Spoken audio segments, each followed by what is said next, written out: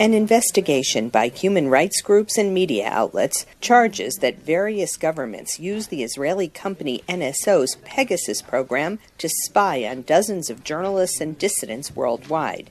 NSO called it a slanderous campaign and refused to respond to any more media queries. The company says it sells its software only to governments for the purpose of tracking terrorists and criminals. But some Israeli analysts say the cyber tool could have been used against harmless civilians. Sometimes there is exploitation and sometimes there is harm utilization of those cyber security and cyber kind of tools. And the question is, what do you do in those cases? How do you make sure that the other country that has the right to use suddenly your software is using it according to your terms of licensing? And this is where the problem starts. Israeli Prime Minister Naftali Bennett responded to a call from French President Emmanuel Macron, who was identified as one of the targets of the NSO surveillance software, saying that Israel will investigate the allegations. Some Israeli legal experts suggest that the Israeli government should join the Wassenaar arrangement, in which 42 countries have pledged to make military and dual-use technology more transparent. But the legal experts say that NSO should ultimately take responsibility.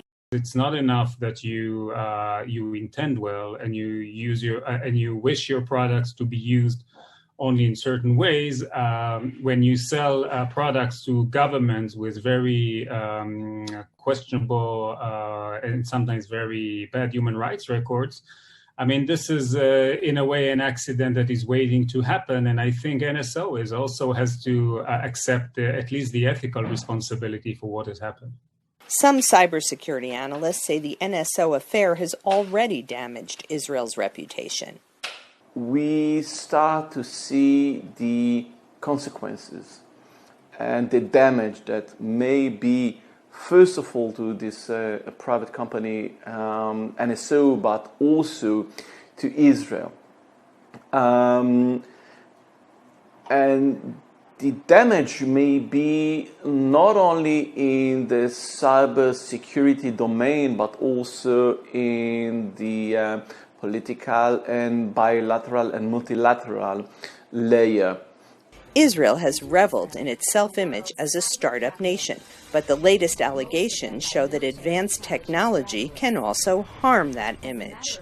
Linda Gradstein for VOA News, Jerusalem.